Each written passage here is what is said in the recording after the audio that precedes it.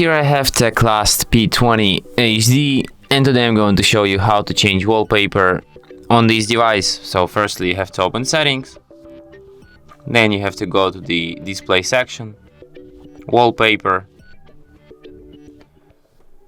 Then if you want to select one of the live wallpapers, you go to the live wallpapers, but I guess you will have to firstly download them from the internet. You can select one of the preset wallpapers, like these on-device wallpapers, these like basic pre-installed wallpapers, or you can set up your own image that you download from the internet or just took a photo and set it as a wallpaper by going to the My Photos. Then you have to select this image which you want to set.